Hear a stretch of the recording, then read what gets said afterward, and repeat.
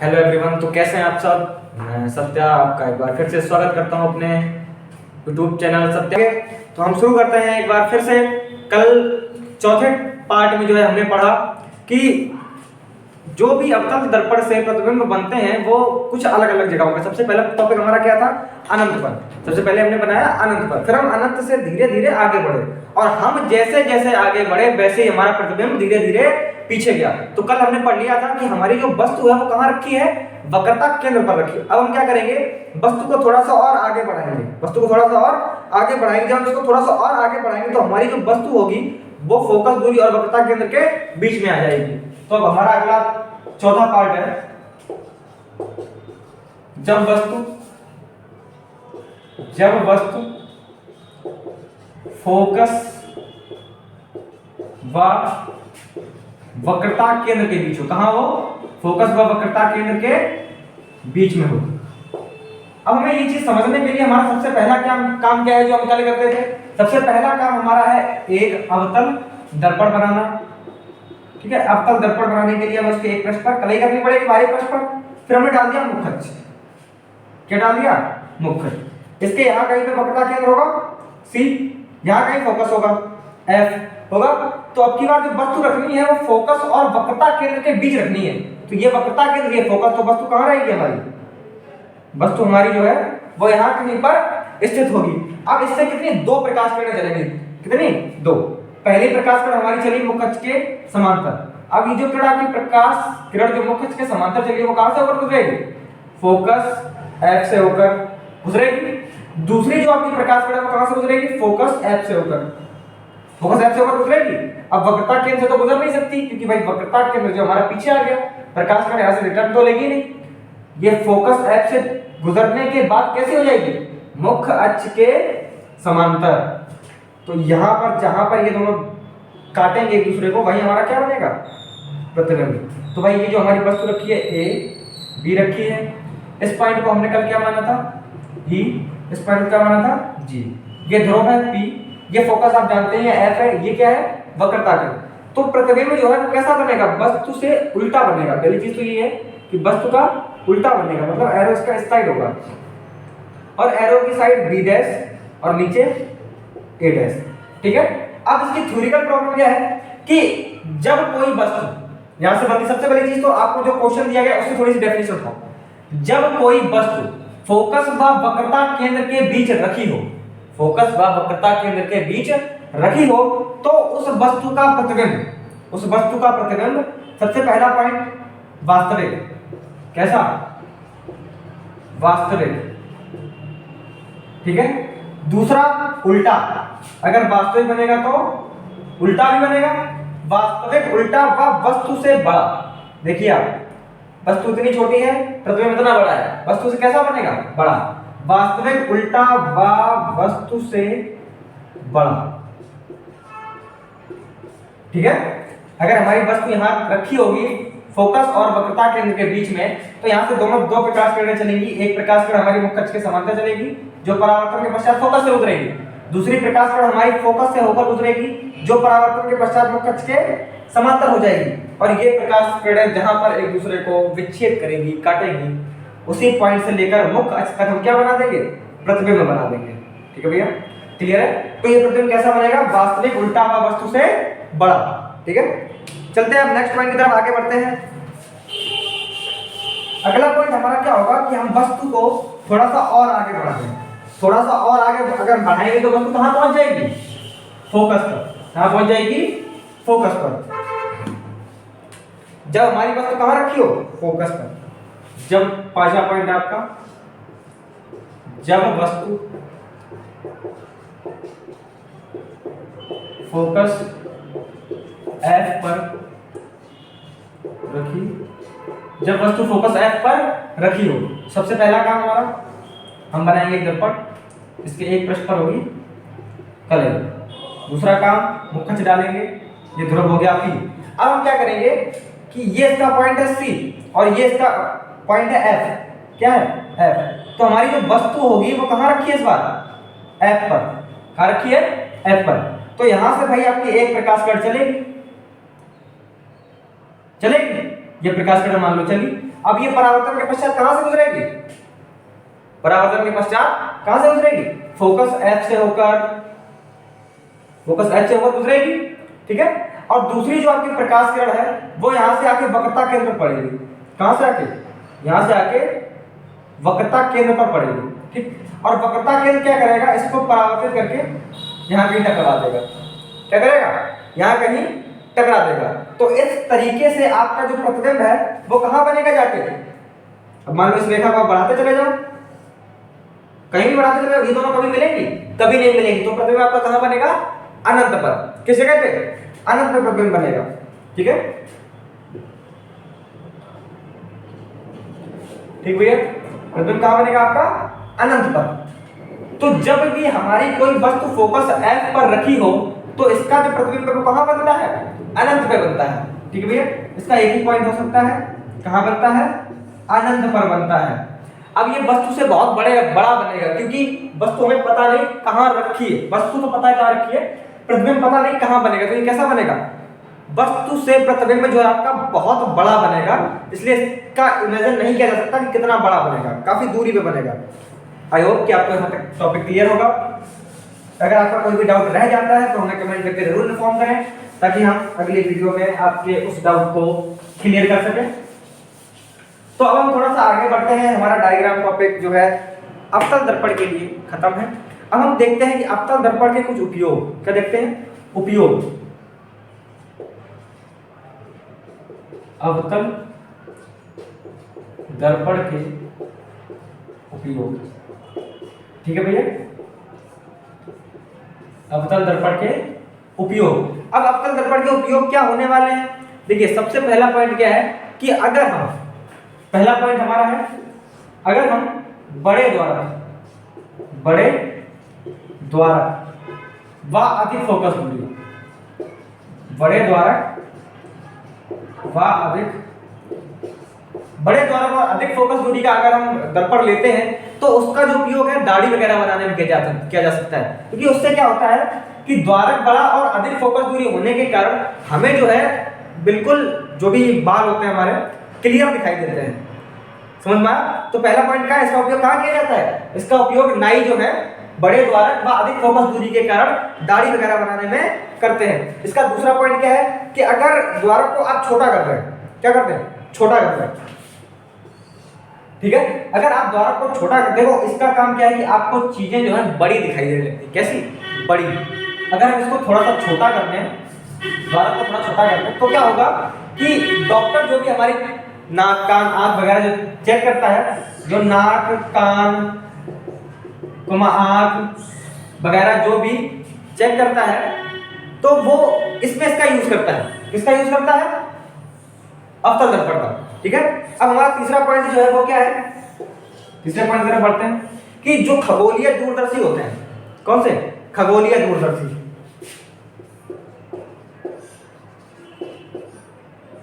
अब भाई दूरदर्शी का मतलब है कि यहां से काफी दूर तक का दिखना। अब दूर तक का कब दिखेगा? जब वो हमें बड़ा दिखेगा, तभी तो दूर तक का दिखेगा।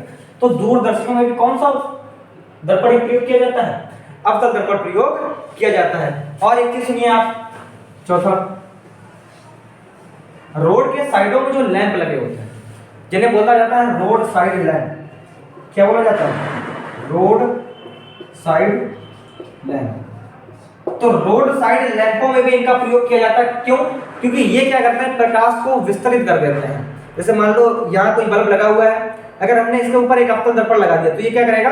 पहले प्रकाश को सोखेगा, बाद में नीचे जाके फैला देगा पूरे में, इतने पूरे स्पेस को अकेले कवर कर लेगा। इसलिए जब भी रोड लाइट पे कोई भी लैंप लगी होती है, देख तो आप लोग लाइटें जो लगी होती हैं उनकी रोशनी बहुत दूर तक जाती है, बहुत ज्यादा फैलती है, ऊपर से नीचे आएगी उतनी जगह फैल जाती है पूरी। तो वो किस कारण फैलती है? अवतल दर्पण के कारण, ठीक है। तो अब हम बढ़ते हैं थोड़ा सा इससे भी आगे।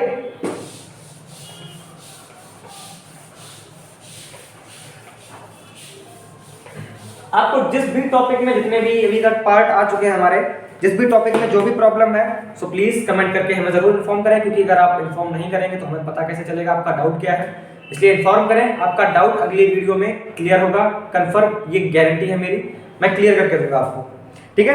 तो अब अगला जो हमारा पॉइंट है वो क्या है, हमने अवतल दर्पण के लिए पढ़ लिया, अब क्या पढ़ेंगे उत्तल दर्पण के लिए कि उत्तल दर्पण से प्रतिबिंब कैसे बनता है। ठीक है, उत्तल दर्पण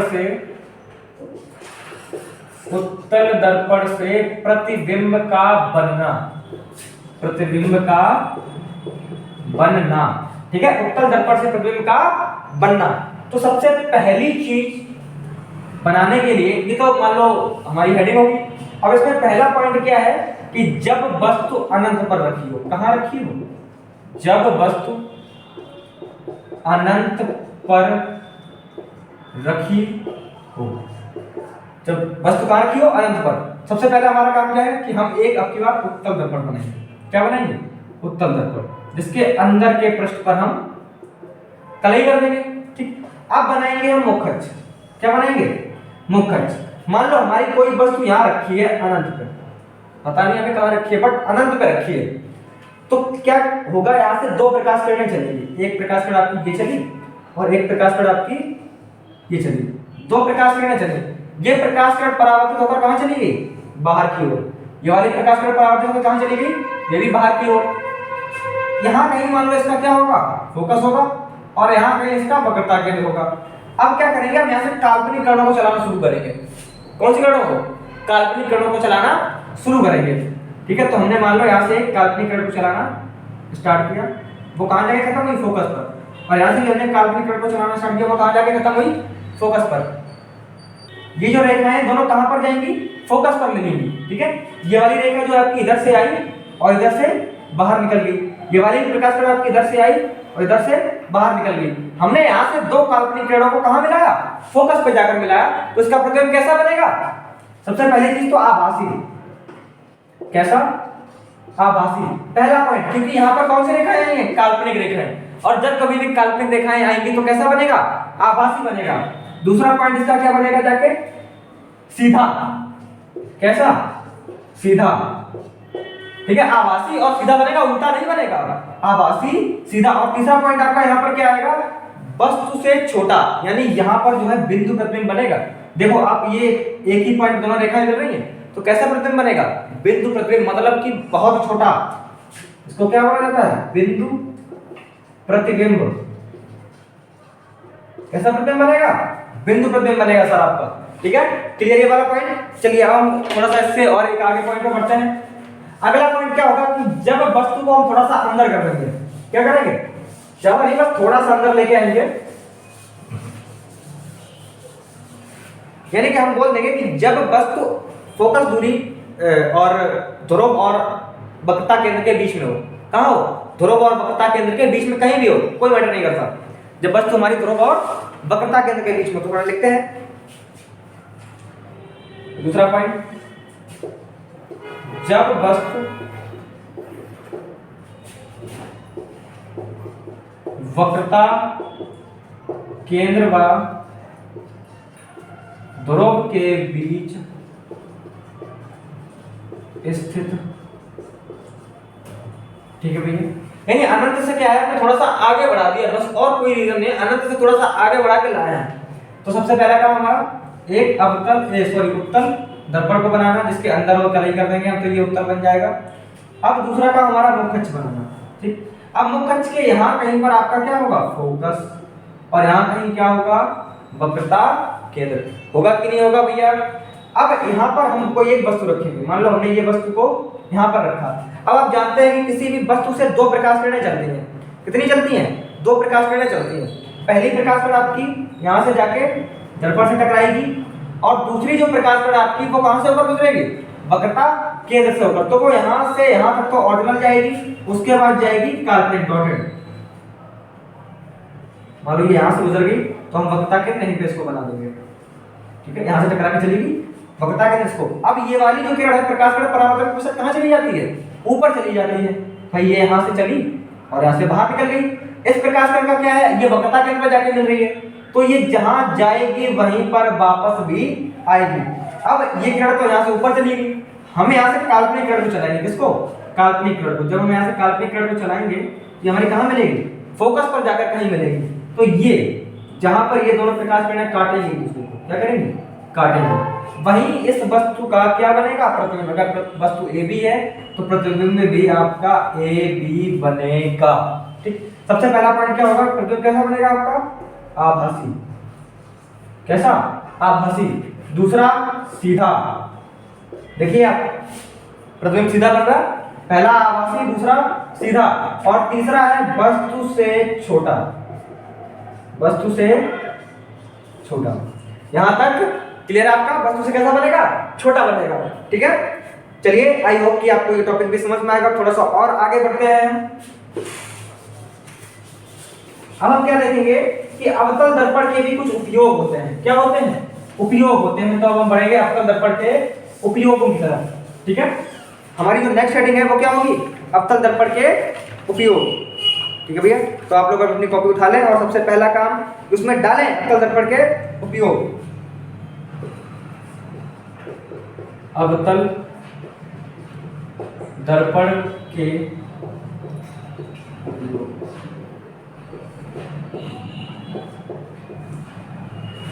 सबसे पहली चीज तो यह है कि अवतल दर्पण का उपयोग आप कहां-कहां करते हैं। पहला पॉइंट तो आपका यही हो जाएगा कि आप जो है अवतल दर्पण का उपयोग चश्मे में करते हैं। कहां करते हैं भैया, चश्मे में करते हैं। चश्मे में क्यों करते हैं, क्योंकि जब किसी को पास की चीजें जो है क्लियर दिखाई नहीं देती, तब आप उसका किसका उपयोग किया जाता है, चश्मे में अवतल दर्पण का उपयोग किया जाता है। ठीक है भैया, और दूसरा पॉइंट हमारा क्या हो सकता है, चलो एक बार देख ही लेते लिख के। इसका जो पहला पॉइंट है, पहला पॉइंट क्या है, चश्मे में प्रयोग होता है। कहां प्रयोग होता है, चश्मे में प्रयुक्त होता है। ठीक, दूसरा पॉइंट इसका क्या होगा, दूसरा पॉइंट कमेंट करके बताएं आप लोग क्या होगा। देखिए ये जो है अभिसारी होता है। क्या होता है, अभिसारी होता है। इसका मतलब क्या है, अभी और सारी, थोड़ी सी चीज को बहुत सारी जगह में फैला देना। अगर हम इसके ऊपर एक लाइट लगा के अगर कहीं रखते हैं तो ये उतने ही प्रकाश को बहुत सारी जगह में फैला देगा। इसलिए क्या होता है, अभिसारी। इसकी प्रकृति जो होती है वो क्या होती है, ये अभिसारी प्रकृति का होता है। ठीक है भैया, और क्या होता है कि गाड़ी जो बाइक वगैरह या बड़ी गाड़ियां आप लोग चलाते हो, उनके साइड में देखा होगा आपने छोटा सा मिरर लगा रहता है। सो क्या बोलते हैं, साइड मिरर। क्या बोलते हैं, साइड मिरर बोलते हैं भैया। क्या बोला जाता है, साइड मिरर। तो जो साइड मिरर होता है उसमें भी किसका प्रयोग किया जाता है, हमारे उत्तल दर्पण का। सॉरी यहां पर उत्तल है, किसका प्रयोग किया जाता है, उत्तल दर्पण का प्रयोग किया जाता है। क्योंकि ये क्या करता है कि छोटी सी चीज को जो पीछे हमारे बहुत दूर होती है उसको हमें दिखा देता है क्लियरली। समझ में आया, तो इसका प्रयोग किया जाता है। अब आई होप कि आपको ये क्लास अच्छे से समझ में आई होगी। तो आज की क्लास हम इसी टॉपिक के साथ यहीं पर खत्म करते हैं। हमारा जो नेक्स्ट आने वाला पार्ट होगा उसमें हम देखेंगे, सबसे पहले तो हम चिन्ह पर पाटी पढ़ेंगे। उसके बाद हमारा जो है अवतल दर्पण से फोकस दूरी निकालने का फॉर्मूला, जिसको बोलते हैं डेरिवेशन, एक हमारा वो डेरिवेशन आएगा, हम उस डेरिवेशन को पढ़ेंगे। तो मिलते हैं नेक्स्ट वीडियो में इतने ही बेहतरीन अंदाज टॉपिक के साथ। तो भारत माता की जय। वीडियो को लाइक करें, चैनल को सब्सक्राइब करें। तो थैंक यू वेरी मच।